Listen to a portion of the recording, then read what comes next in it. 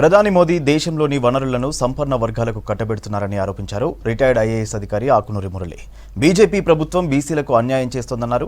జోగులాంబ గద్వాల జిల్లా కేంద్రంలో జాగో తెలంగాణ ఓటర్ల చైతన్య బస్సు యాత్రలో పాల్గొన్నారు ఆకునూరి మురళి.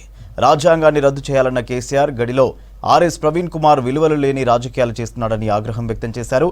భారత్కు ఇతర దేశాల నుంచి రక్షించుకునే బలమైన సైన్యం ఉందన్నారు. తెలంగాణ కంబైన్డ్గా చేస్తున్నటువంటి బస్ యాత్ర 8వ రోజు గద్వాల్ ప్రాంతానికి రావడం జరిగింది. మేము క్లియర్ కట్గా గత 10 సంవత్సరాల నుండి పరిపాలన చేస్తున్నటువంటి దేశంలో పరిపాలన చేస్తున్నటువంటి మోడీ గారి ప్రభుత్వము, ప్రభుత్వము వాళ్ళు ఏం పనులు చేస్తున్నారు, ఏం పనులు చేయటం లేదు, దానికి సంబంధించి ప్రజలతో కొన్ని విషయాలు మేము వాళ్ళతో పంచుకుంటున్నాము.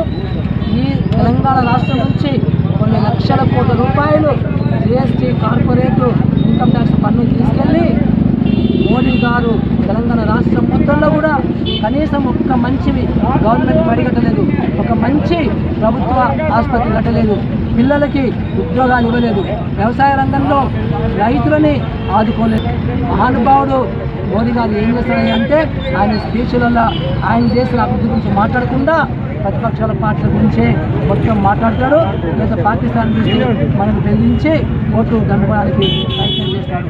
ఇవన్నీ కూడా ఇది ఎట్లా ఉందంటే ఇది మనకి ఆయన ఆడలేక మధ్యలో ఓడన్నట్టుగా ఆయనకి పరిపాలన చేతగాక పరిపాలనలో సంపన్న వర్గాలకు మాత్రమే దేశాన్ని దోచిపెట్టుకుంటూ మధ్యతరగతి ప్రజలకి, కింది మధ్యతరగతి వాళ్ళకి, పేద ప్రజలకి ఎలాంటి సంక్షేమ కార్యక్రమాలు కానీ ఎలాంటి అభివృద్ధి కార్యక్రమాలు కానీ చేయకపోవడము, ఇలాంటి విషయాలు మేము ప్రజలతో షేర్ చేసుకుంటూ